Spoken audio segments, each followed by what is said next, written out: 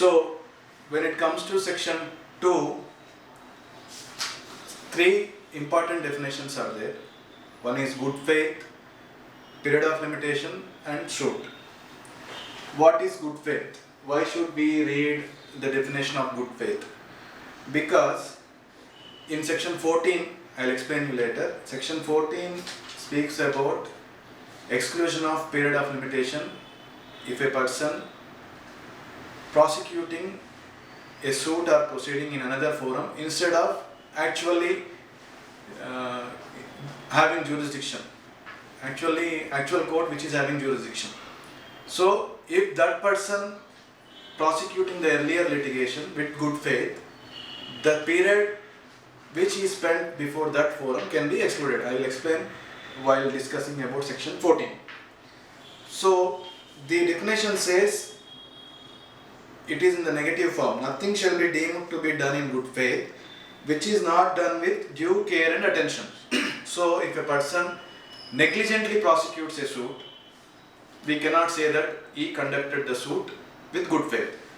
But if a person takes care, every care to prosecuting the suit in a previous litigation, therefore we can say that it is done with good faith. He done with good faith. Then only is eligible to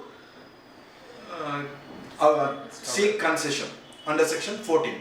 So this is about good faith. Similarly, sufficient cause. Section 5 of Limitation Act speaks about if a person had a sufficient cause, then he can file appeal or application even though it is barred by limitation. The court can condone the delay. You can use this definition good faith in those applications also. And one more important thing is period of limitation and prescribed periods. This is very much important. Why it is important? Because period of limitation is mentioned in the schedule. By seeing the schedule, we can know what is the period of limitation for filing a suit for specific performance and what is the period of limitation for filing a suit for recovery of money. Then it is period of limitation. Third column speaks about period of limitation. Third column in the schedule. Then what about prescribed period? There is a huge difference, and the difference is very simple. It says, the definition says prescribed period means the period of limitation computed in accordance with the provisions of this act. Computed, that means we are calculating, if we calculate the limitation in accordance with the provisions of this act, it becomes prescribed period. This is a very important definition. District judge exams lo idi adagala sir. Itlanti aduthune original talent telusu candidates. So friends, you may pay your attention here. I will explain what is the period of limitation, what is the prescribed period. Simple, we take the example of a simple recovery of money. What is the article governing recovery of money suit? Article 19 and 20, both. So, date of promissory note is 1/1/2019. Date of loan. If a person lends money, A lends money to B, on his default, A can file a suit within how many years?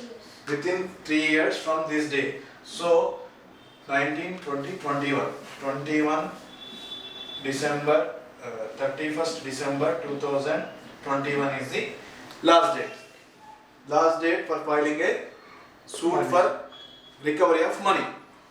Because the period of limitation under Article 19, 20 of Limitation Act is 3 years. This is period of limitation. Then what is prescribed period? For example, in this case, what happened in 2020,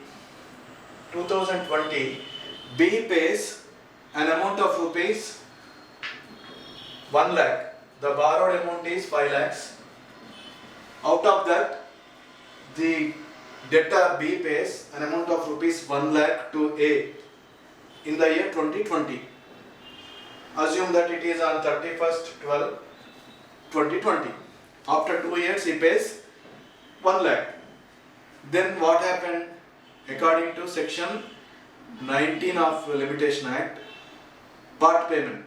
Some amount is paid out of the borrowed amount, 1 lakh has been paid. Therefore, fresh period of limitation starts from 2020. So again, 3 years. 3 years plus 2 years, 5 years. So period of limitation is 3 years. But we computed the period of limitation according to the provisions of this act. There is an exclusion. For example, B writes a letter to A stating that I borrowed some amount from you. He sends a mail or he sends a WhatsApp message stating that he borrowed that amount from you. I borrowed this amount from you, but due to my financial crisis I am unable to pay now. Please give me some more time. That was the message texted by B or mail sent by B to A, debtor to A. On this date itself, he didn't pay any money, but he sent a message. So, according to section 18, it comes under the definition of acknowledgement. Acknowledging is liability. Therefore, from that date, 3 years again commences. Understand? So, prescribed period always will be more than the period of limitation. Am I clear, friends?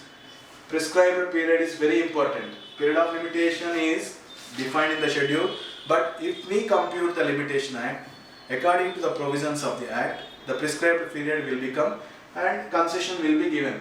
The concessions are mentioned from section 6 to 23. 6 to 23 speaks about concessions for filing suits because of various exclusions. Suits, appeals and application, section 12, certified copy of judgment, whatever it is. So, this is the prescribed period and period of limitation. And one more example, in a suit for specific performance, what is the limitation? Article 54 speaks about 3 years. 3 years is the time for filing a suit for specific performance of an agreement, contract of sale. But what happened in the second clause of Article 54, it speaks about if a time is fixed for performance, the limitation starts from that day 3 years. If no time is fixed, the limitation starts from the day of refusal. So the period starts from the date of refusal, and Article 54 gives, second clause gives extended period of limitation from the date of refusal by the party who failed to perform the contract. Am I clear, friends? So prescribed period always more than the period of limitation. This is the difference. Now, regarding the nature of plea of law of limitation. What is the nature of plea of law of limitation? It is a question of law. Basically, it is a question of law, but sometimes it is a mixed question of fact and law. Like in a suit for specific performance, when there is no time fixed in the contract, the party can file a suit from the date of refusal to perform. For that, he need to establish, he approached the party denied, and that fact has to be established. Therefore, the issue can be postponed. The issue has to be postponed till the decision of the trial. So, in such cases, it is a mixed question of fact and law. But in a suit for recovery of money where there is no plea of acknowledgement and part payment, it is a pure question of law from the date of loan.